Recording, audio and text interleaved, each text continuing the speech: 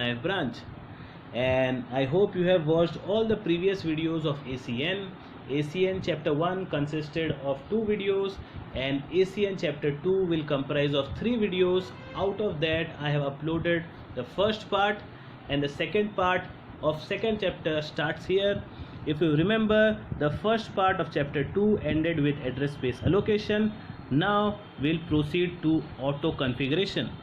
Now, why auto configuration is used? Nodes can connect to a network and automatically generate global IPv6 addresses without the need for manual configuration or help of server such as DHCP server. So basically, to generate global IPv6 addresses, we require auto configuration. Why global IPv6 address are required? Because those addresses must be legal globally. So to generate global IPv6 addresses, it could be done without the need of manual configuration or server, or it can be done with the help of configuration or server such as DHCP server. The major steps in auto configuration to generate global IPv6 addresses, it follows the similar or the given procedure. Firstly, the host has to generate a link local address. After generating the link local address, it must test the uniqueness of a link local address. If uniqueness of a link local address is being checked, then the host can assign to itself that particular unique link local address. Once the assignment of unique link local address is being done, next step is it has to contact the router, because a router will provide the direction to the node. If you remember, routing is nothing but selecting the most efficient path from source to destination. So contacting of the router is required because router will provide direction to the node. And finally, after providing direction to the node, configuration of global IPv6 addresses is being done. So to be more specific, there are 2 ways of auto configuration. First one is stateless auto configuration. Stateless auto configuration is when host machines on the network have the ability to configure themselves with a routable IP addresses without the need of DHCP server. The way this is done is that host generate a link local address for each interface connected to it, but like MAC and IP addresses, the link local address must be unique for each host. To make sure that all of the link local addresses are unique, the host machines send a neighbor solicitation message containing its possible link local address that it wants to use. If there is a reply, then it means that another host has the same address that it wants to use as link local address, but now it is not unique, so must change its possible address and send again the neighbor solicitation message till it gets the unique local or link local address. I hope the point is clear. Unique link local address must be used. To check whether the link local address is unique or not, neighbor solicitation message is being sent, and if some reply is coming through that link local address, in the sense that particular link local address is being used by some other devices, so again the host must enter or try to get a new link local address until it gets a unique link local address. I hope the point is clear. Once the host has obtained a unique link local address, its next aim is now to gain an IP address. So global IPv6 address. To do this, routers constantly send out router advertisements that host on the network listen out for, and once the host receives an advertisement, then gains the network information to give itself a global IPv6 address. I hope the point is clear. Router advertises itself. If you remember mobile IP in the first chapter, router advertises itself, and finally the host gets this advertisement and finally gets global IPv6 addresses with router advertisement. Advantages of stateless auto configuration is that there is almost no configuration that the host need to perform. All the host need to do is wait on the machine for getting an IP address from the advertisement of router. So I hope the point is clear. When server or DHCP server is not used for auto configuration, then it is known as stateless auto configuration. Now coming to stateful auto configuration. In stateful auto configuration, it is similar to DHCP in the way that IP addresses are given out to host on the network by using a server. In stateless, no server was used, but here in stateful, server is used to give global IPv6 addresses.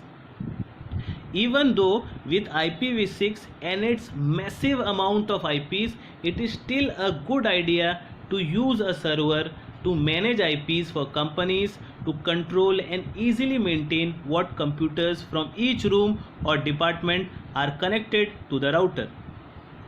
Stateful auto configuration is used when there is no router on the link that is advertising router advertisements to provide the information to give itself an IP address. Instead, it goes to DHCP server that issues the host with all the required configuration information. I hope the point is clear. So in stateless, a router used to advertise, but here in stateful there is no router. That purpose is being served by DHCP server. Coming to renumbering. Why should we renumber our devices? In the sense, when any device wants to change its IP address, then renumbering should be done. Renumbering is the process of changing the network numbers or host addresses for the devices on the network. Renumbering of device is a method related to auto configuration. So whenever you are attempting renumbering, you are also supposed to write about auto configuration. In both IPv4 and IPv6 devices can only communicate with other devices with the same network number even if they are connected to the same physical network. So same network number is required to communicate, hence renumbering should be done. Under IPv6, network can be renumbered by having routers specify an expiration interval for network prefixes when auto configuration is done. The routers can then send a new prefix to tell devices to regenerate their IP addresses. Devices can actually maintain their old IP addresses for a while and then move over to a new address. So how the router performs renumbering? Firstly, local routers advertise the existing prefixes which has small lifetime, enabling local host to phase out such prefixes. If you remember, prefixes are nothing but number of bits for network ID.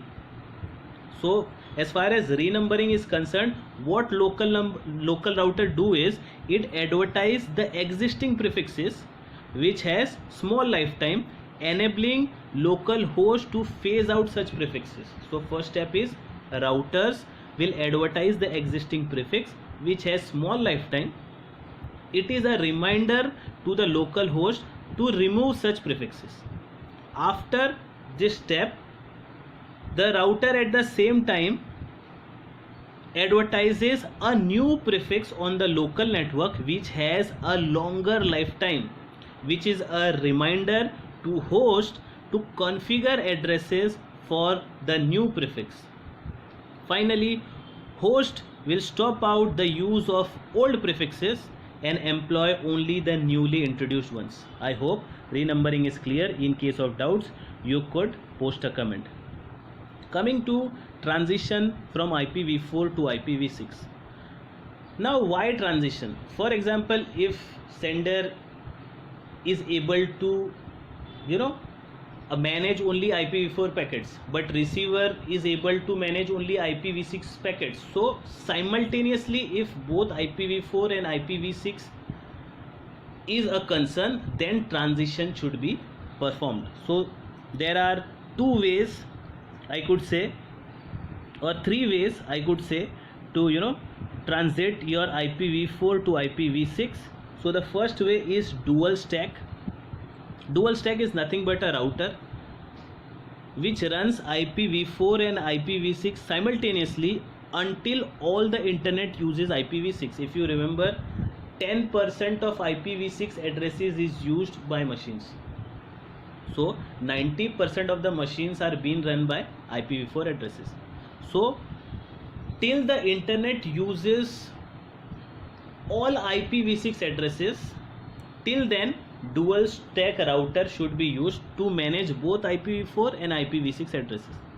To determine which version to use when sending packets to destination, the source host queries the DNS. In case if the sender is confused to send the packet in IPv4 or IPv6, it queries the DNS, that is domain name server.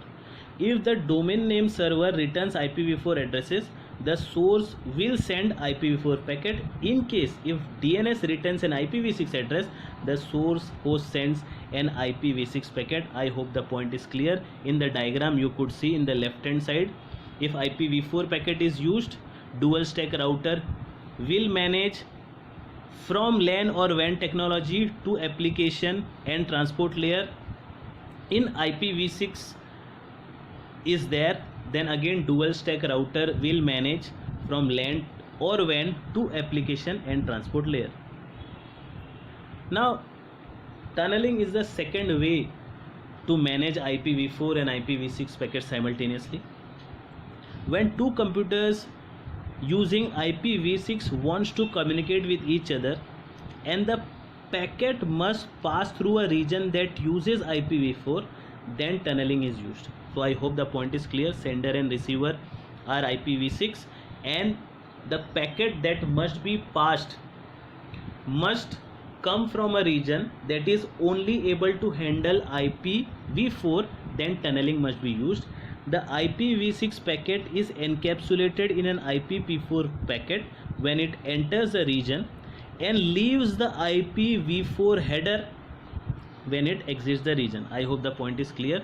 IPv6 packet is coming, it has come to IPv4 region, then encapsulation of IPv4 header is done to that packet to make sure the packet remains alive.